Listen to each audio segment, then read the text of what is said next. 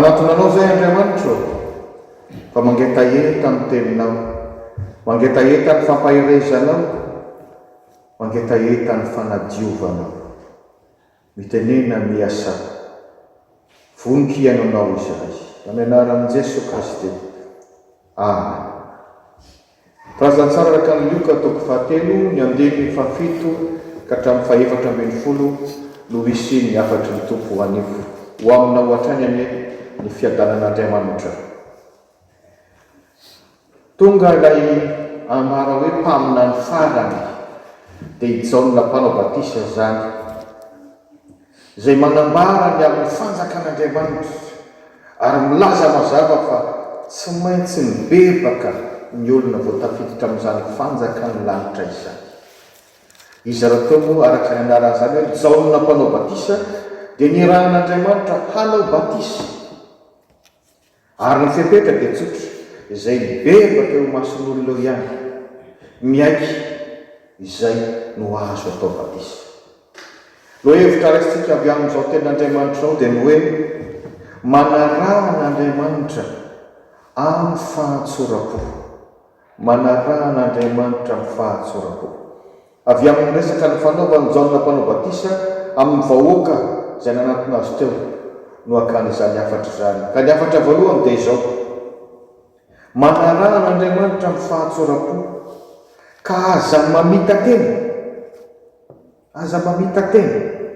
Mafimafy ny andininy 7 izay nambara amin'ny Jaona mpanao batisa tamin'ny olona. Ahoana ozy?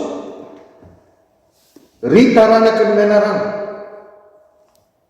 Asa raha zakanao raha misy olona miteny anao an'izany, ianao amin'io mba hanatona hivavaka.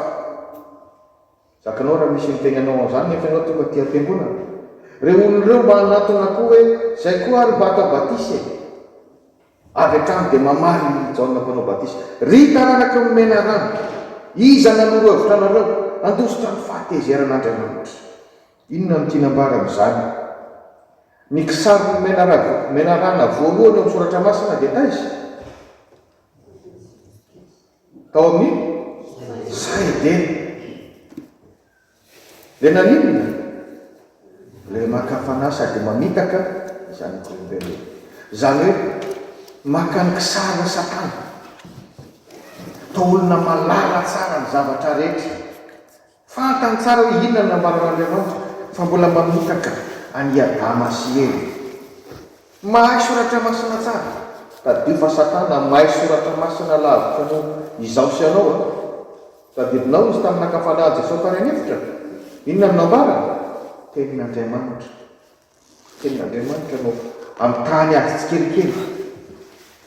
Mahalala tsara ny menarana hoe zao no nambaran'Andriamanitra, dia le hoe ho faty ianareo, ho faty tokoa. Ny hevitr'Andriamanitra amin'le hoe ho faty ianareo dia ny hoe ho tafasaraka amiko nareo. Zay ny tena hevitra ny fahafatesana, tafasaraka amin'Andriamanitra.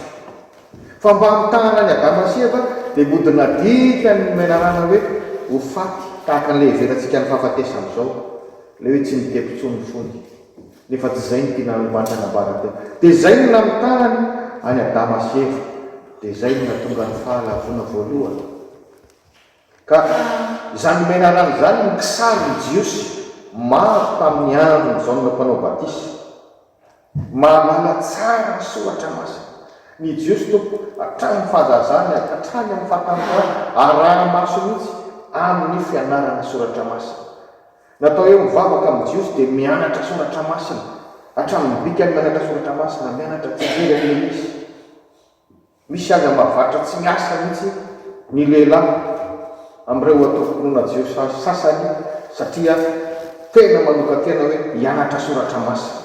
Mahalala tsara ny fanambaran'Andriamanitra ny Jiosy, mahalala tsara ny fanampanantena izany Mesia izany Andriamanitra, dia Jesosy Kristy izany. Zao nefa mahagaga, tsy mino an'i Jesosy Kristy ho tombo sy mpamonjy izy, tsy mino izy.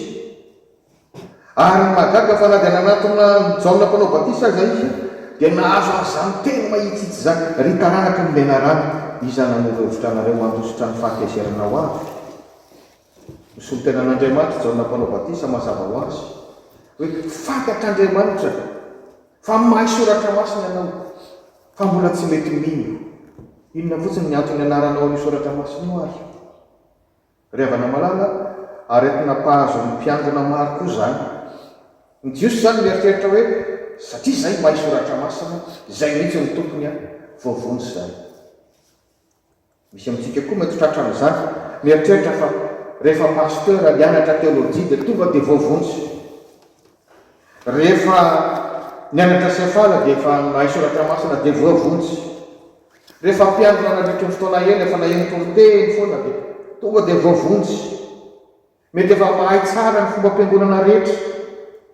Rehefa olona zatra efa nandray andraikitra teo amin'ny fiangonana dia efa voavonjy ho azy. Tsia tsy ratsy akory zany rehetrarehetra zany, zany mandray andraikitra amin'ny fiangonana zany. Fa mazava ny afatra nampitondraina Jaona mpanao batisa. Raha mbola tsy mibebaka ianao dia tsy manana an'i Jesosy Kristy ho tompo sy mpamonjy ianao, dia tsy ho voavonjy ianao. Raha mbola tsy mibebaka ianao, raha tsy amin'ny fahatsorako no natonanao n'Andriamanitra dia ianao ihany mametaka amin'ny tenanao fa tsy manana fiadanam-po ianao. Andriamanitra tsy ho voafitatsika amin'izany na oviana na oviana. Ingalia mba tsy ho lany fotoana izao sy ianao miazak'azy tavaka ty am-piangonana mafovola mankarena nefa sanatria ho lavina satria mamita tena. Afatra faharoa, manarana n'Andriamanitra amin'ny fahatsorako ka mibeba marina. Mibeba marina andiny fahavalo sy fahasivy zany. Hoy andiny fahavalo, koa mamoaza voa miendrika ny fibebahana. Maro amin'ny Jiosy tokoa mba mivavaka ihany tena mazoto makany amin'ny tempoly, makany amin'ny sinagoga. Fa misy amin'izy ireo manao an'izany noho ny hoe fitiavan-tanindrazana fotsiny. Fivavahana ity Jehovah Andriamanitra io. Izay ny firenena nofidiny tao anatin'ny firenena marobe maneran-tany. Ny razambe anay no nisehony voalohany dia Abraham zany. Ary zany mahatonga azy miavinavina ao amin'ny fahavalo manao hoe zay manana ny Abraham arainay a. Trano tehiteny izy hoe fa iza moa ianao Jaona mpanao batisa? Izay hoe taranaky Abraham io. Marina tokoa fa amin'ny ara-nofo dia taranaky ny Abraham zareo. Ary zava-dehibe aminy le arbre généalogique io. Dia namafy ray misolo tena n'Andriamanitra Jaona mpanao batisa amin'ny andininy fahavalo. Lazaiko aminareo fa Andriamanitra mahay manangana zanaka ho an'ny Abrahama avy amin'ireto vato ireto. Te ilaza izy hoe raha izany no anteranareo satria nareo taranaky Abrahama ara-nofo dia ho voavonjy automatika dia ho very amin'izany ianareo fa tsy ho voavonjy ianareo. Rehefa tsy mibebaka ianareo dia ny vato no mitovy aminareo satria fo vato ianareo. Tsy miteniteny foana Jaona mpanao batisa raha miteny amin'izany fa mandalo eo masony daholo ilay atao batisa dia mba hitany hoe iza ilay mibebaka tokoa. Ary tsy mba toy izany no maro tamin'ireto Jiosy reto. Riavana mety mbola mahazo antsika koa zany aretin'izany. Misy mieritreritra fa voavonjy izy rehefa manana andraikitra ty am-piangonana. Voavonjy izy rehefa pasteur, rehefa mpiandry, rehefa barao am-piangona, rehefa dekona, rehefa barao tsampa manana tombony noho ny hafa. Tsy ampy zany, titre zany, andraikitra zany. Fa raha tsy mbola mibebaka tamin'ny fonao marina ianao dia tsy ho voavonjy ianao ary mbola ianjerahan'ny fahateseran'Andriamanitra. Ny tsy takatry ny Jiosy zany dia ny finoana tsy zavatra ranofo tahaka izany fotsiny fa zavatra ra-panahy. Rehefa mino anao ary mibebaka tamin'ny fonao tokoa dia mba tonga zanaky Abrahama koa tsika na Afrikana azy na Aziatika azy. I Abrahama moa dia natsoina hoe rain'ny mino. Dia mba zanaky Abrahama koa isika amin'izany fotoana izany. Zanaky ny manana finoana. Fahatelo sady farany.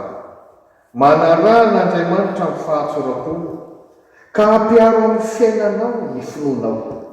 Ampiaro amin'ny fiainanao amin'izay ary ny finoanao fa tsy hoe rehefa lahady ihany isika.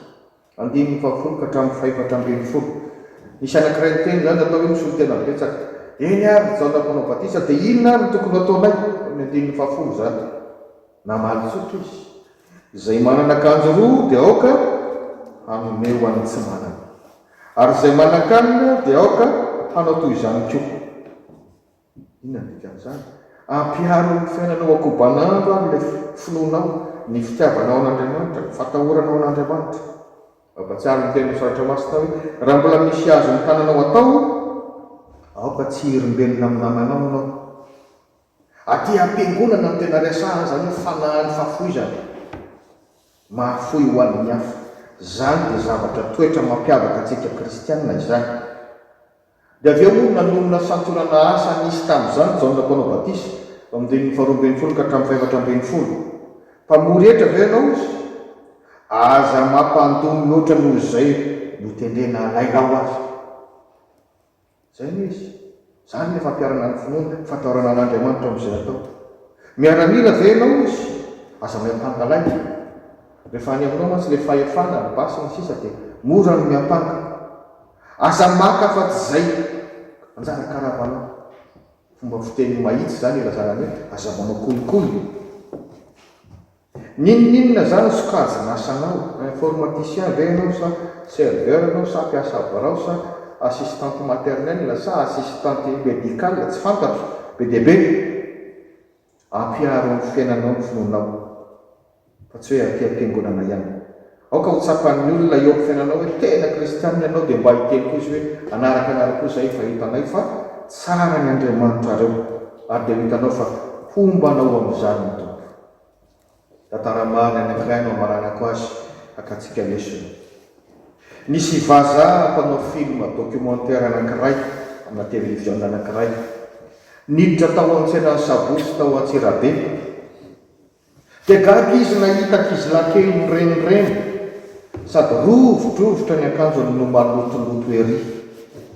Dia vao nahita azy avy lavitra ty ankizilahy kely ty dia niazakazaka nanantona azy, nangataka vola moa no mahazatra, milaza nefa izy fanoana.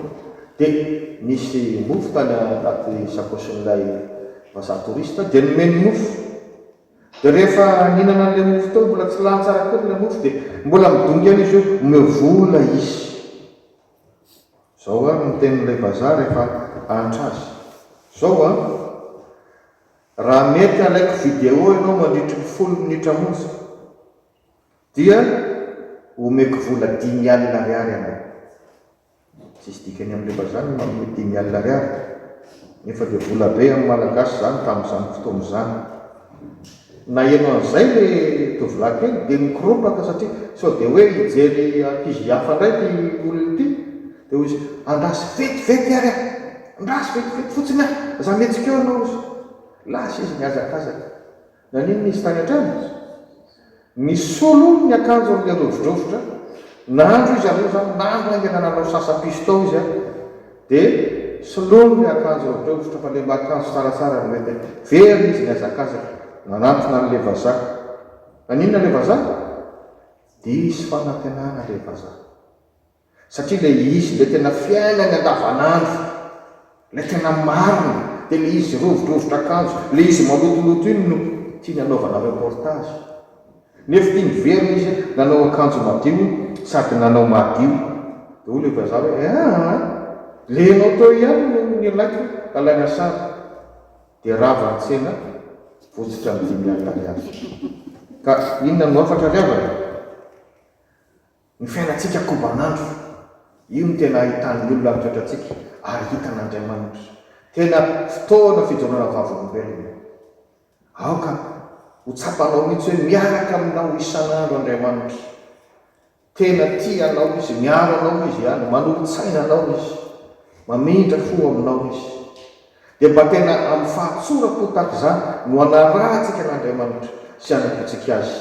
Fa Andriamanitra mpamantatra ny fosiny vo izy, ary zany mbola hitsarana antsika rehefa tonga ny amin'ny andro farany. Ho aminareo hatrany any amin'ny tompo. Amen.